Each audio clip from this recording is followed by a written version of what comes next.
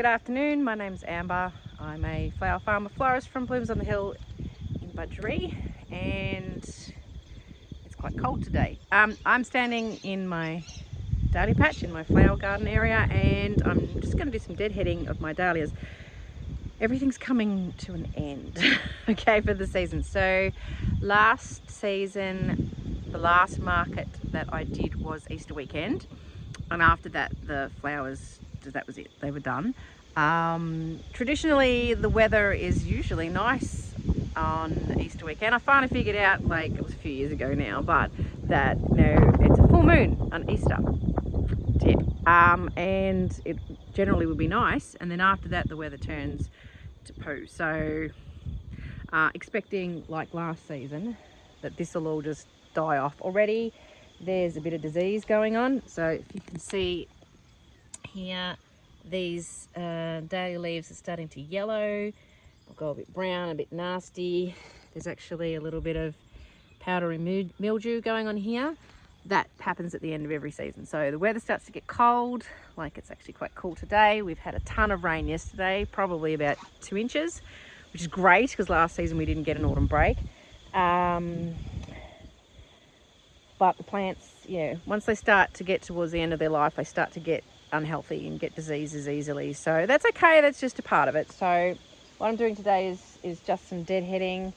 I've got to pick flowers tomorrow for a market on Saturday. I've got a market just down at Yanar. It's an Easter market, even though it's not Easter weekend, but it's from 10 until, no it's not, it's from 2 until 6. So that's nice, late start. And then on Sunday I've actually got one down at Dahlia, which is a new one. It's a little community market, so I'm not too sure how that'll go, but thought I'd show up because it's my local one. So harvest tomorrow. I'm just deadheading today, so I just thought I'd show you how I go about that and what you're looking for when you deadhead.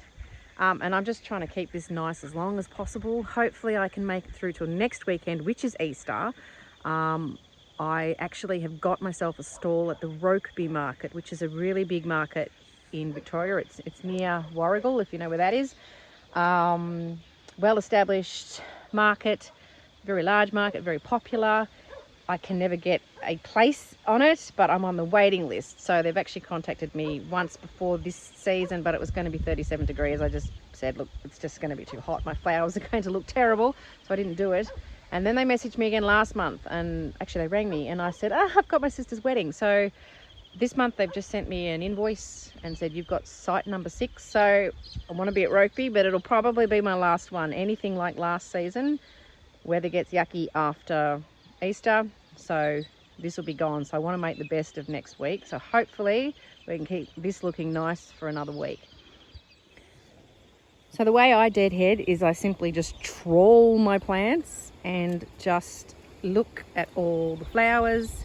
If there's any that have gone too far over, I just snip them off. And if there's any seed heads, I also cut them off. So here we go, we've got one here. This is a flower. It's obviously losing all its petals and it's forming a seed head. All right, so for me to trim him off, I'm just trying to do this with one hand. I take that right down, that bud there. Where is he? I can't really see it. This bud here, well, that stem goes right down to here, to that V. Can you see this V here, where my fingers sort of are? There's a V. I cut right down to there. Just snip that off. Okay, so seed heads look very different from buds. So this is a seed head. It's a bit more elongated. Some look even more pointy than that. All right, so there's a seed head there. Very different to a bud, which is this round little fellow here. All right, that one's a round one. Obviously you can see the petals easier. Let's see if I can find a really good seed head.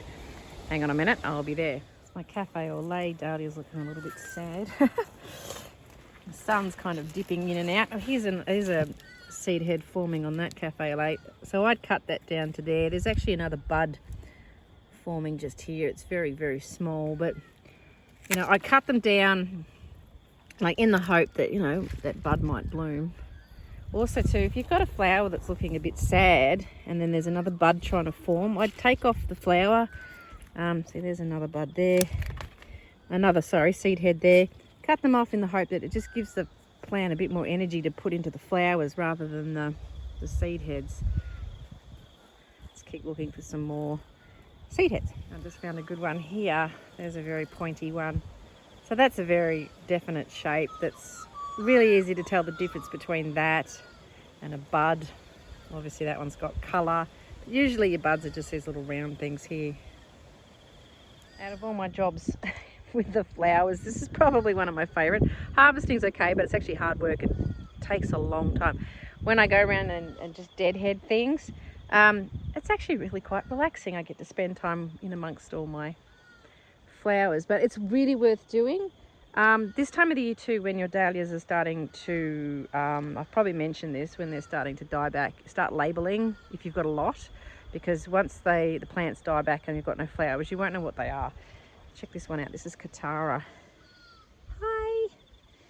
Beautiful, beautiful colour. Actually, I think I even like that more than Cafe au lait, which is, you know, one that everyone loves, but it's got that pink and the yellow. There's one that's blown. It's really large. It's almost as big as my face. This one's called Show and Tell, and this is the first flower it's had for the season, so late. But that one only came up very late, and you can see too that it's very long. It's a very long plant, so it's not a very well branched one. It's just this long, tall thing, and that's happened because that didn't get pinched out when it was smaller. So everything else, well, actually there's some that did miss getting pinched. They were behind the others, and I probably obviously just forgot or didn't know which ones have and haven't been pinched. So yeah, that one missed out. So it's very tall. You want to pinch them out when they're about 30 centimeters, which will be something I'll do next season, as I'll show you how to do that. But yeah, you get just this one stem, which is really useless if you're trying to have flowers, particularly for flower farming. Here's another one. Oh, this one, it's first flower coming for the season. This was called Helena. So I haven't got to see one of these, but it's a multicolored purple and white one. So hopefully that blooms this week or next week. And I actually get to see it before I have to chop it all back.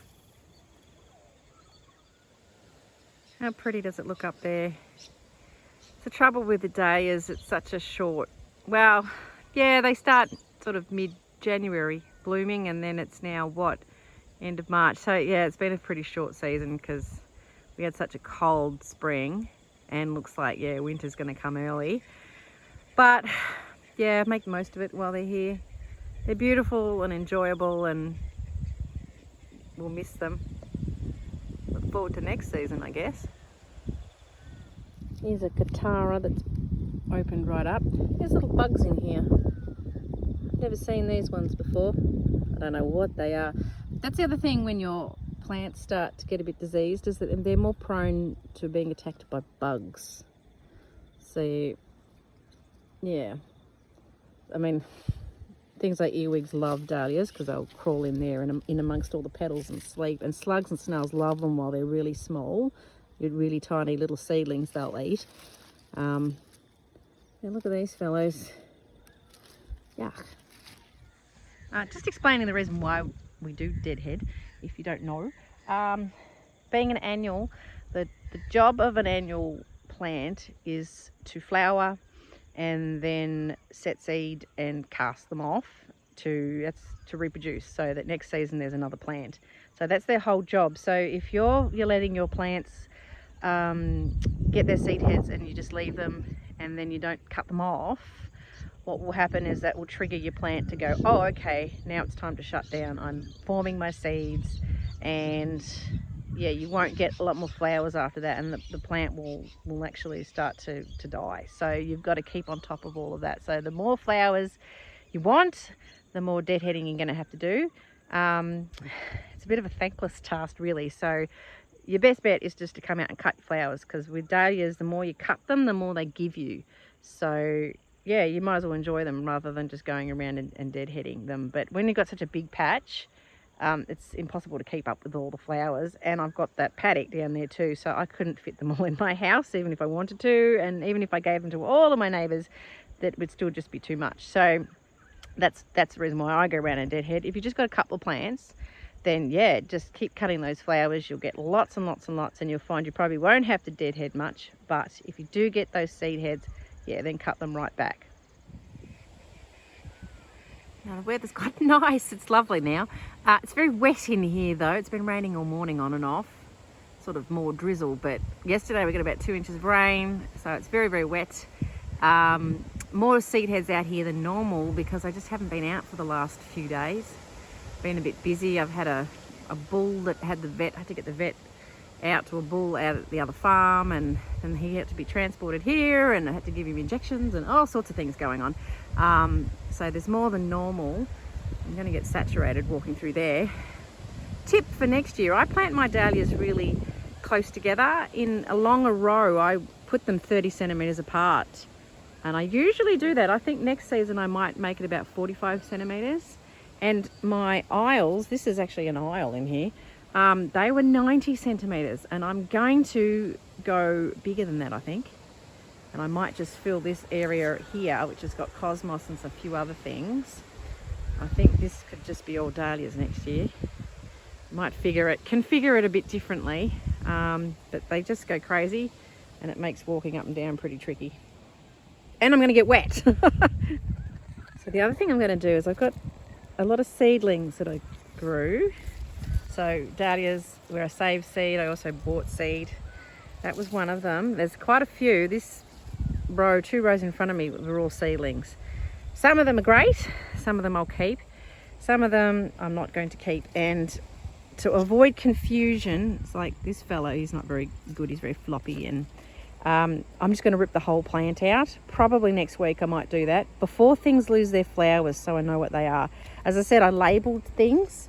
I have labelled like all these ones that were bought tubers. They've all been labelled with their names, and some of my seedlings I'm going to keep, so I've given them a number and I've made up a name for them just so that I know which is what. But sort of this, for example, that's a crazy one, no good.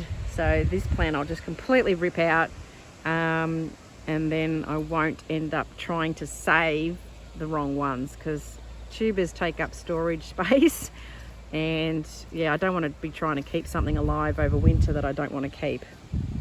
I've actually just gone back in the house and grabbed my labels and a texter, because I've discovered some varieties that I haven't labelled. They're actually okay. Look at this one.